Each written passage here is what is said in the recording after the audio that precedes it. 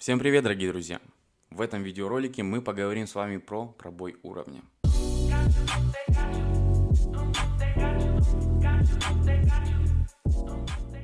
Нас интересуют V-образные уровни, либо те уровни, от которых был разворот цены, так как большинство участников ставит свои стоп-ордера именно за эти ценовые экстремумы. Почему? Потому что везде так учат. В книгах, на курсах, везде, где только можно. Чем старше таймфрейм, тем сильнее уровень, так как этот уровень видит большинство участников. Важное примечание. Нас интересует скопление ценовых экстремумов на одном уровне.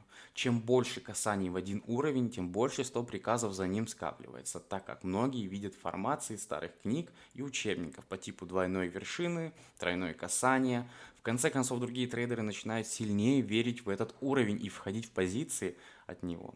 И уровень набирает большую силу.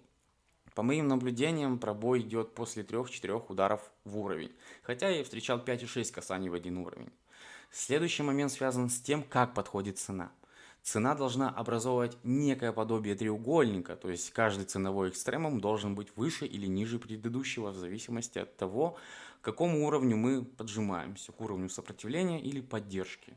Цена не должна резко взмывать ввысь, она должна аккуратно к ней поджиматься.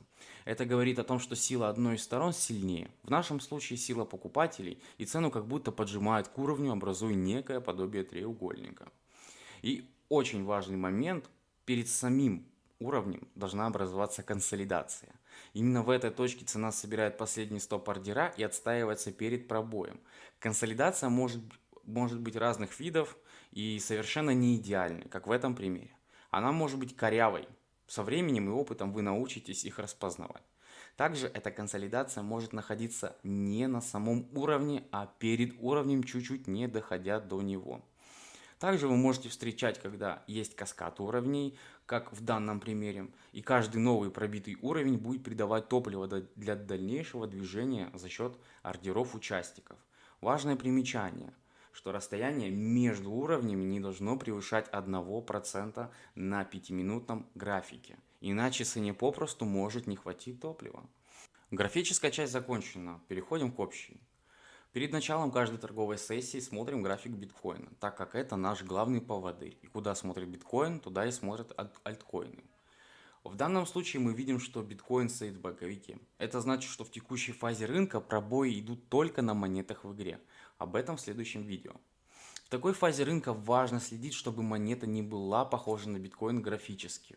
То есть в данном примере две разных монеты, но графики у них идентичны. То есть одна ходит за другой. В таком случае ни о каком участнике или интересе со стороны других участников к монете нет. Это все роботы-корреляторы, которые следуют за биткоином. Иначе монеты будут просто стоять, если не будет этих корреляторов. То есть монета максимально не должна быть похожа на биткоин. Когда мы видим, что биткоин растет, тогда и появляется позитив на всем крипторынке. Появляются участники, формации, интересные моменты для отработки. В такой фазе появляются активность и интерес со стороны игроков. Отлично идут пробои практически на всех инструментах. Следующий пункт связан с активностью. Монета должна быть достаточно активной.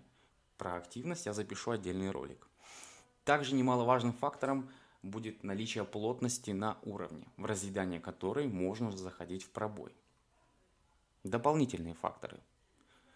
Также можно учитывать круглые уровни и ложные пробои с противоположных сторон. Это говорит о том, что некто, присутствующий на рынке, захватил ликвидность и готов двигать цену. Что по тейк-профиту? Мы не можем точно знать, далеко уйдет цена, но мы можем спрогнозировать тот самый импульс на стопах.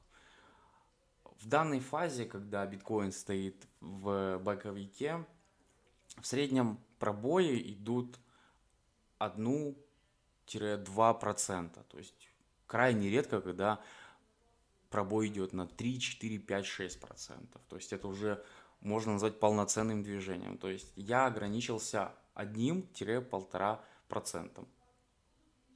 И теперь давайте посмотрим мою сделку по пробою уровня. И вот как эта сделка выглядит на графике. Мы видим, что монета встала в консолидацию, набились ценовые экстремумы, несколько раз в них бились. Перед пробоем была небольшая консолидация. Также можно обратить, что с другой стороны этого канала был ложный пробой уровня. В целом в ту неделю шел позитив по биткоину и всему крипторынку.